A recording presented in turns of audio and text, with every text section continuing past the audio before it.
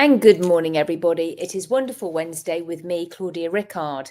Now, today I want to share with you some sleep strategies, some ways to help you if you do not sleep very well. Perhaps you may call it insomnia. Perhaps you do have insomnia. Perhaps you are going for sleep studies and finding that they're sticking these little electrodes onto you. You're in a different bed, and oh my goodness, you're really showing that you are only getting about 2 hours sleep or less than that because you're in a strange bed and have all these things stuck to you. Actually, what they're probably looking for is sleep apnea, which is a condition, and you may well need something like a CPAP machine so that you are not startling yourself awake all the time because you've actually stopped breathing. And that really can affect sleep. And so you do need a sleep study for that. A lot of my colleagues help people with sleep issues. It's true. It is one of those things that is vitally important for our health. It really is. And if you are not getting enough sleep, then these strategies may help you. So first of all, we always look at people's sleep hygiene. Okay, so what are you doing? I always get curious. These are some of the things I get curious with. How many coffees do you drink in the day? When do you stop drinking coffee? When do you stop eating? At what time do you stop eating? 8 o'clock is a good time to stop eating.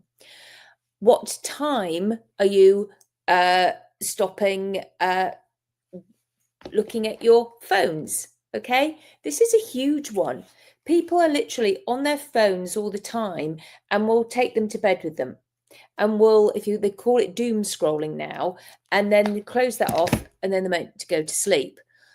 Okay, this has become like a right arm. Soon, I mean, it feels as though our children are going to be coming out of the womb with these attached to their hands. Seriously. So I invite you to read before you actually go to sleep. So many people I know have great big television screens in their bedrooms and watch TV at night. Will have snacks by the side of their bed and keep drinking. And then, of course, you are going to keep getting up to go to the bathroom in the night. So, yes, limit your drinking at night time. However, please make sure that you are well hydrated throughout the day. I'll share a little secret with you. I used to get up a lot in the night to go to the toilet until a colleague of mine, she said, and this is actually a friend, Gila Zach, she said to me something that another colleague of hers had said was, if you wake up in the night, go to the bathroom the once, because you'll probably only need to empty your bladder once. After that, if it wakes you up or you think it's woken you up, or you've woken up because of the biorhythms, because we do go up and down in sleep, say to yourself, shh, bladder, shh. Just treat it like a little animal and just go shh.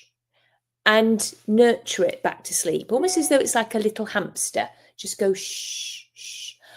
I have been doing that for like a year and a half now since she has said that. In fact, it might be 2 years. I don't wake up in the night anymore at all because I trained my bladder to just go back to sleep. I absolutely love that. And I've had 3 children. So, I really thought that was why I was getting up so much. And it wasn't. It was just that I got used to doing it. So it can become a habit. Now, what else are we doing? So I always get curious. Are you exercising late at night? Are you one of those people who has a squash court game, racquetball, whatever you're doing at 8, 9 o'clock at night? Again, you're getting busy like that. That doesn't always affect everybody, but it does affect most people. I invite you to have a warm bath before you go to sleep. However, I did that the other night. It was too hot, and then that kept me awake. So make sure that you can cool down enough and afterwards as well. The temperature of your room is really important. So it has to be at the right temperature for you. I know that sometimes if I'm too cold and my feet are too cold, I need to wear bed socks because I can't go to sleep if my feet are cold. In the summertime, when it is so boiling, I have to have air conditioning. I do like it if there is a fan. We don't have one in our room, but people do have fans here, and that can always be useful. So the temperature of the room, if it's dark enough, I actually wear little sleepy things. What is it called? An eye mask over my eyes now, and that really helps. I do wear earplugs as well because occasionally my husband snores. If not, I just kick him. And he does stop. Now, again, funny enough, I get a lot of people who say to me, can you hypnotize my husband to stop smoking? No, I cannot, but I can help you to embrace the snoring, to enjoy it. This works if you love your husband, because actually then you're grateful that you have someone there next to you. And it's like with every snore you hear, you'll go deeper into your deep relaxation. So yes, we will do that for people as well. Now, if somebody has insomnia and they do get up a lot, they're up, they get up and they can't go back to sleep, then I invite you to think about what you will do with your bonus hours. There are just some people who do not need that much sleep. And as we get older, we can need less sleep. This is true. I always know that I sleep so much better if I get more fresh air. Fresh air will do it. How much fresh air have you had during the day? I know it can be hot in some places. Get out and walk anyway. Get up earlier. Go out and walk. Go for a walk again later at night. Not so that your heart's pumping, like I said before, with a load of exercise, but a nice gentle stroll. Fresh air, fresh air, fresh air. When I used to camp in England, I slept so well, so soundly because of sleeping outside in the fresh air. It really does help. It makes a big difference. There are so many little things that you can do. Reading is a really good one before we go to sleep at night. The actual bed where you sleep has two functions. It's where you have sex and it's where you sleep. And if you are doing all sorts of other activities in your bed, then it becomes that's the place where you do all sorts of other activities. So I invite you to keep it to limit it to two things. And I also use this. So if you are a caregiver, and that includes if you're a mum, all right, because we're caring for our children. And if you have little ones, then you're awake a lot during the night, or you've always got one half eye open.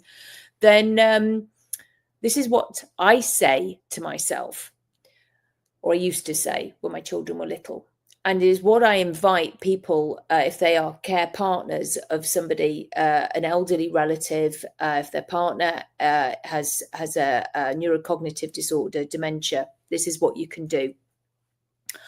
I will be waking up just enough to do what I need to do, and then I can go back into a deep sleep, so that we are only just half awake. So you may just be going to settle a child again, to do what you need to do. Same with going to the bathroom and waking up just enough to do what I need to do, and then I can go back into a deep sleep.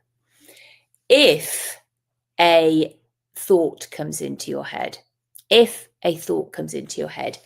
physically let it go. And that's my monkey story, which I could do on here, but I won't. I'll save that for another day. There's lots of other videos with me doing the monkey story, but just literally get your hands and let it go, whatever that thing is. Okay, just let it go. Do it.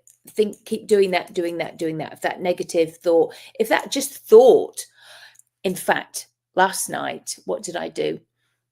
At the moment, I'm writing a book. So I had this thought, of course, come in, and I literally rolled over. And this is again what I do every night. I have a little bit of pad by the side of my bed, and every night I write 5 things that I'm grateful for, 5 things that I have achieved during the day, and 5 things I want to achieve the next day. And I had that pad of paper by my bed, and I reached over And because I had this book, this thought of something to add to my book, and I wrote it down. It's pretty illegible. However, I got it out, and I do remember what I wrote now, and I do know it because I actually wrote it out. Isn't that brilliant? Because otherwise, I know that I would have been going, don't forget it, don't forget it, don't forget it. And then I would have been staying awake all night, trying not to forget it, and I wouldn't have got any sleep. However, so I wrote it out. So always have a pad and pen by the side of your bed so that you can get any wonderful thoughts, because actually, this is why sleep is so wonderful for us, because we do go into our creative side a lot of that time, and we can get these wonderful aha moments.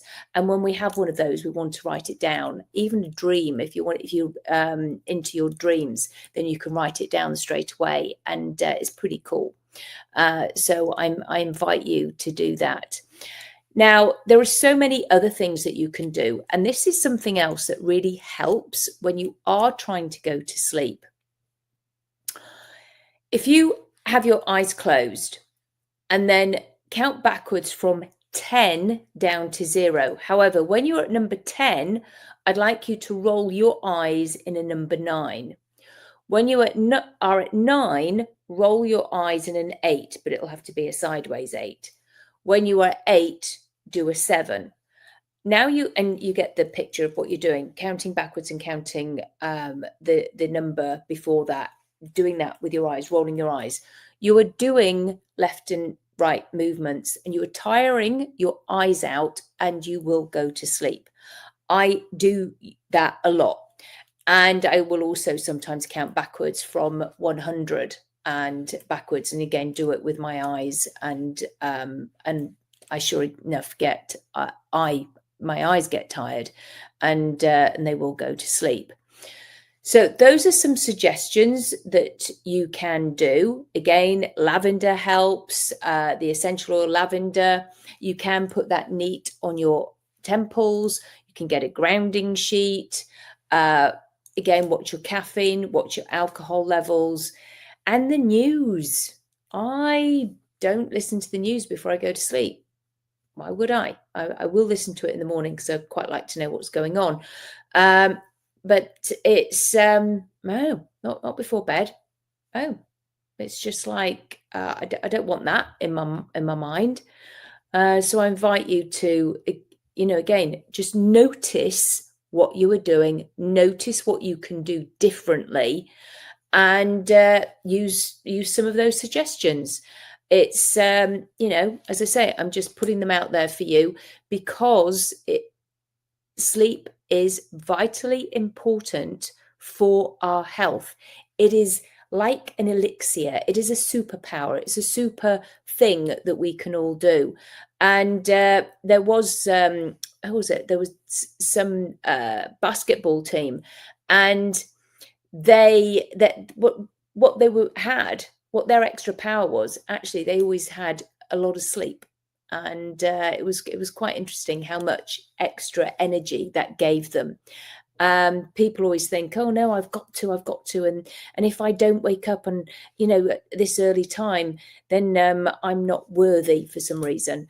Actually, you are worthy to get that extra sleep. 8 hours is good. 9 hours is absolutely fabulous.